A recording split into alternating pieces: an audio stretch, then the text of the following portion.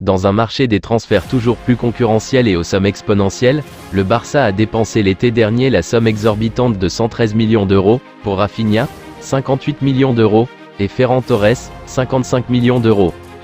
Deux joueurs décevants qui peinent sur le terrain à convertir les espoirs placés en eux, et qui surtout n'entrent plus vraiment dans les plans de Xavi Hernandez. Aucun des deux joueurs n'a vraiment livré une performance digne de ce nom dans cette première partie de saison, mais le cas le plus inquiétant est sans aucun doute celui de l'attaquant de l'Aurora, qui est déjà au club depuis un an. Il avait signé pour 5 ans jusqu'au mois de juin 2027.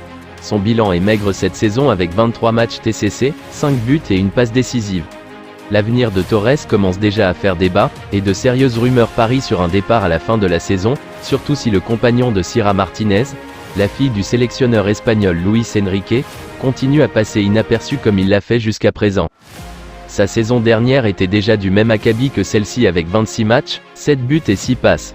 Les joueurs ont tous des périodes d'adaptation plus ou moins différentes et peuvent avoir des hauts et des bas dans leur performance, surtout que Torres évoluait en première ligue juste avant.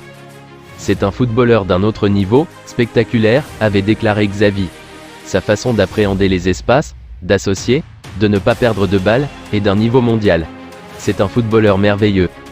Oui, mais voilà, ces propos datent de la présentation du joueur à Barcelone, et depuis l'ailier gauche est auteur de prestations plus que mitigées, ne justifiant pas l'investissement placé en lui. Vers un échange Torres-Carrasco cet été ?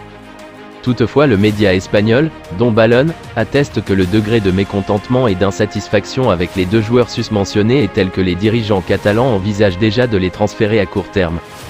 Ils ne partiront certainement pas en janvier, mais la porte sera sans doute grande ouverte pour l'été prochain si leur performance n'évolue pas.